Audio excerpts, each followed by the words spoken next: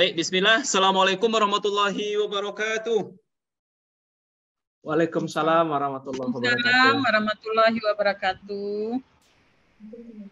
Salam sehat untuk kita semua, Bapak Ibu guru-guru hebat. Nah, gimana nih kabarnya sekarang Bapak Ibu? Alhamdulillah. Alhamdulillah. Masih semangat Bapak Ibu? Alhamdulillah, semangat. Oke, Bapak Ibu, sebelum kita mulai, alangkah lebih baiknya kita berdoa terlebih dahulu. Oke, kepada Pak Ikhlas silakan dibaca doanya. Nauzubillahi minasyaitonirrajim. Bismillahirrahmanirrahim. Allahumma faqihna fid din wa alimna ta'wil. Rabbana hablana min azwajina wa zurriyatina qurrata a'yun waj'alna lil muttaqina imama. Rabbana atina fid dunya hasanah wa fil akhirati hasanah wa qina azabannar. Walhamdulillahirabbil alamin. Terima kasih ya Pak Ikhlas ya atas doanya. Mudah-mudahan dengan pembacaan doa tadi, kegiatan kita pada hari ini diberikan kelancaran dan mendapat berkah hendaknya di sisi Allah Subhanahu wa taala. Amin amin ya rabbal alamin. Amin. Bapak Ibu, sekarang kita akan masuk ke materi lokakarya yang kelima, yaitu temanya adalah tentang tema lokakarya kita sekarang adalah pengelolaan program yang memerdekakan atau berpihak kepada murid. Nah, sebelum saya lanjut, saya akan perkenalkan diri terlebih dahulu. Nama saya adalah Rocky Syaputra. Di sekolah saya mengajar bidang studi kimia. Unit kerja saya di SMA IT Insan Cendekia Payakumbuh, yaitu di Provinsi Sumatera Barat. Oke Bapak Ibu. Nah, sebelum kita lanjut ke slide berikutnya, ini ada kesepakatan kelasnya. Nampak ya Bapak Ibu ya di slide? Jelas. Nampak Pak. Nah, jadi kesepakatan kelas kita hari ini yang pertama yaitu saling menghargai sesama peserta. Yang kedua yaitu membuka kameranya dan meng-off-kan mikrofonnya.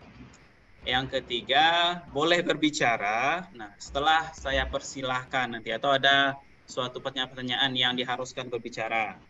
Dan berikutnya adalah berpartisipasi aktif dalam kuliah atau Zoom meeting ini. Oke Bapak Ibu, apakah ada yang perlu kita tambahkan atau usulannya? Gimana Bapak Ibu? Kesepakatan kelasnya ada yang perlu ditambahkan? Cukup ya? Pak. Oke. Nah, adapun tema kita hari ini ya, sesuai yang telah disebutkan tadi adalah pengelolaan program yang berpihak kepada murid atau yang memerdekakan murid istilah lainnya. Nah, tujuannya di sini calon guru penggerak dapat memahami dan mulai membuat perencanaan program yang memerdekakan murid. Oke, Bapak Ibu. Nah, berikutnya, di sini ada pertanyaan yang harus Bapak Ibu jawab ini. Nah, di sini saya pakai aplikasi Jamboard namanya Bapak Ibu. Nah, jadi caranya Bapak Ibu silakan buka kolom chat. Nah, itu sudah saya kirim linknya.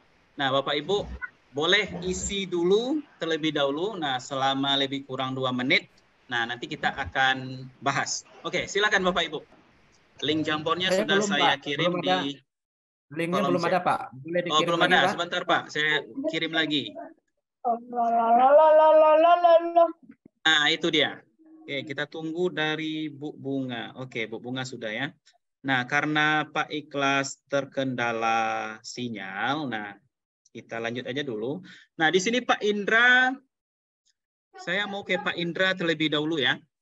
Pak Indra, jawabannya memerdekakan artinya sesuai dengan potensi murid. Nah, saya ingin minta penjelasan lebih lanjutnya dari Pak Indra nih. Apa nih maksud Pak Indra? Silakan Pak Indra. maksudnya manusia siswa itu kan bermacam-macam potensi. Dari potensi yang dimilikinya, tentu merdeka juga sesuai dengan kemampuannya. Misalnya kalau mampu seni itu ya kita ikuti seninya. Ketika dia olahraga, itu kebutuhan, itu potensinya, ya kita apakan. Yang pada prinsipnya adalah merdeka, artinya berpihak pada murid.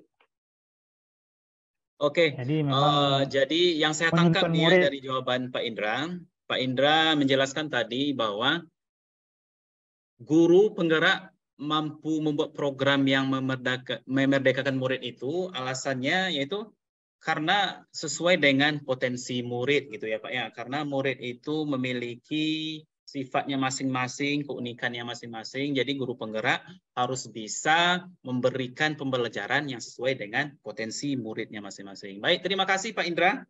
Oke, berikutnya saya mau ke Bu Yuli nih. Bu Yuli menulis di sini menguatkan apa yang dimiliki. Boleh dibuka mic-nya Bu Yuli, silakan.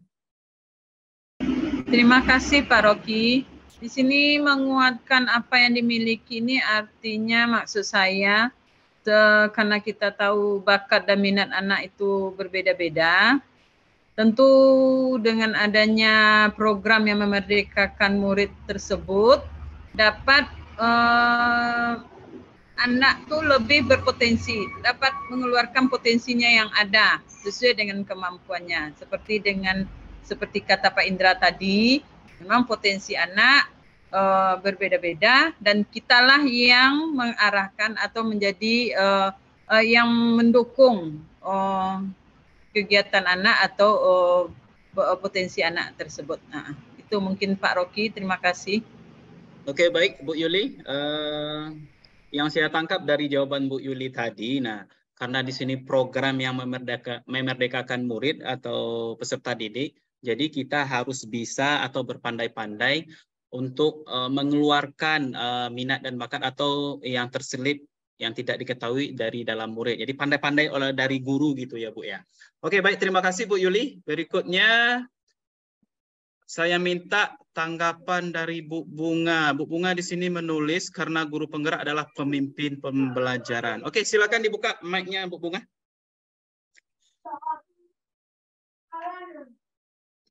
Bu Bunga, silakan dibuka mic-nya. Bu Bunga bisa terdengar suara saya, Bu? Oke, mic-nya belum dibuka, Bu. Silakan dibuka mic-nya dulu, Bu.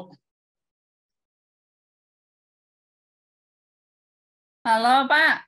Ya. Ini gambar layar sama saya kayaknya mengecil, nggak bisa saya perbesar. Yaudah. Mengecil ya, Bu. Sekarang nampak, Bu? Menurut saya, Ya. karena guru penggerak ini nantinya akan mampu untuk menjadi pemimpin pembelajaran di sekolahnya masing-masing, terutama di kelasnya masing-masing. Jadi memang harus sangat paham dengan apa yang dimaksud dengan pendidikan yang memerdekakan itu, Pak. Oke, terima kasih Bu Bunga. Nah, jadi Bu Bunga menulis, apa pentingnya seorang guru penggerak membuat program yang memerdekakan murid. Nah, intinya adalah dia adalah sebagai pemimpin dalam pembelajarannya. Oke, baik. Terima kasih Bapak Ibu. Nah, berikutnya Bapak Ibu. Bapak Ibu, di layar Bapak Ibu. Bapak Bu. Berikutnya, nah ini lagi. Ini lagi Bapak Ibu. Kelihatan ya? Terima kasih Bapak Ibu. Ya, nanti kita udah di Jambor 1, sekarang di Jambor 2 nih lagi Bapak Ibu. Nah, di sini pertanyaannya adalah sarana pendukung atau aset yang Bapak Ibu miliki untuk mengembangkan program yang memerdekakan murid. Nah, silakan Bapak Ibu diklik Jambor yang ada di kolom chat tadi linknya. Nah, jadi di situ lagi kita bermainnya. Oke, saya tunggu kurang lebih 2 menit lagi Bapak Ibu. Di kolom chat masih yang tadi, Pak Rocky? Ya, masih link Jambor yang tadi, Pak. Tapi di sini yang frame atau yang keduanya di sebelahnya, Pak. Ya, nah yang ini, Pak. Sesuai yang ada di slide, Pak. Oke. Oke, baik. Nampaknya Bapak Ibu setelah selesai menulis. Nah, karena Pak Ikhlas terkendala sinyal, nah karena belum ada ya jawabannya di sini. Nah, terlebih dulu saya minta nih pendapat Pak Ikhlas. Apa nih pendapat Pak Ikhlas sarana pendukung atau aset yang dimiliki dalam program memerdekakan murid. Oke, silakan Pak Ikhlas buka mic-nya. Ya. Ya, terima kasih Pak Rocky. Yang pertama, aset yang paling besar itu menurut saya adalah siswa itu sendiri. Siswa dengan berbagai macam potensi yang dia miliki, dengan gaya belajar yang visual, audio, atau kinestetik, itu perlu dipahami oleh guru agar supaya bisa ditumbuhkan, dikembangkan, dan dituntun untuk mencapai kemerdekaannya menuju kepada kesuksesan masa depannya. Oke. Jadi program itu perlu dirancang oleh guru untuk supaya bisa diberikan kepada siswa dan siswa bisa belajar secara merdeka sesuai dengan bakat dan potensi yang dia miliki. Terima kasih Pak Rocky. Oke, baik Pak Ikhlas. Jawaban yang saya tangkap dari Pak Ikhlas tadi bahwa yang menjadi aset dalam program memerdekakan murid itu adalah siswa itu sendiri ya Pak ya. Jadi kalau nggak ada siswa tentu tidak akan jalan programnya gitu ya Pak ya. Oke, baik Bapak Ibu, terima kasih atas tanggapannya. Saya rasa karena keterbatasan waktu nih Bapak Ibu, nah cukup dari Bapak Ikhlas saja dulu Bapak Ibu. Nah, berikutnya akan saya simpulkan. Nah, jadi alasan pentingnya dalam program memerdekakan murid itu adalah karena program tersebut harus berpihak kepada murid. Ya, jadi harus berpihak pada murid yang bisa menguatkan murid atau mengajarkan murid dalam pembelajaran yang bermakna. Nah, yang kedua tadi ada aset yang paling berharga itu adalah macam-macam. Salah satunya tadi adalah siswa, lingkungan, sarana gitu ya Pak Ibu ya. Oke, baik Bapak Ibu, untuk berikutnya, nah di sini saya akan sebelum kita akhiri gitu ya. Ada kegiatan refleksi gitu Bapak Ibu. Nah, kegiatan refleksi. Jadi refleksi ini menggunakan aplikasi Mentimeter. Nah, jadi Bapak Ibu boleh tulis atau klik di kolom chat. Sudah saya kirim linknya. Nah, itu. Dan silakan nanti isi. Ya, apa refleksi sesuai dengan pertanyaan yang ada di situ. Oke, dipersilakan Bapak Ibu kurang lebih 1 menit. Sangat senang sekali. Nah, coba dari Bapak Ibu yang lain baru 1 orang yang nulis. Sangat senang sekali. Nah, bagaimana perasaan Bapak Ibu setelah mempelajari materi ini? Sangat senang sekali katanya. Oke, yang lain boleh. Terkendala juga nih Pak Rocky, nggak bisa buka nih saya nih. Sinyal naik turun. Oke, nggak apa-apa Pak Ikhlas. Nah, di sini juga ada yang nulis senang sekali. 1 lagi, baru 2. Tadi Pak Ikhlas baru terkendala sinyal, nggak apa-apa. Lanjut aja dulu Pak. Senang sekali, senang. Oke, baik Bapak Ibu. Saya rasa apa yang kita bahas di dalam pertemuan ini sudah mencapai akhir. Nah, di sini juga kita sudah dapat materinya tadi atau tujuannya. Nah, jadi mungkin Bapak Ibu untuk pertemuan hari ini kita akhiri dengan lafaz hamdalah. Alhamdulillahirrahmanirrahim. Nah, mudah-mudahan apa yang telah kita pelajari bisa kita pahami dan bisa kita aplikasikan. Dan Bapak Ibu dapat menjadi mesin penggerak nanti di sekolahnya masing-masing. Baik Bapak Ibu, terima kasih Bapak Ibu. Kita tutup dengan lafaz Alhamdulillahirrahmanirrahim. Assalamualaikum warahmatullahi wabarakatuh. Alhamdulillahirrahmanirrahim. Oke, sebentar Bapak Ibu, kayaknya saya ada yang tinggal tadi, saya rekam dikit ya.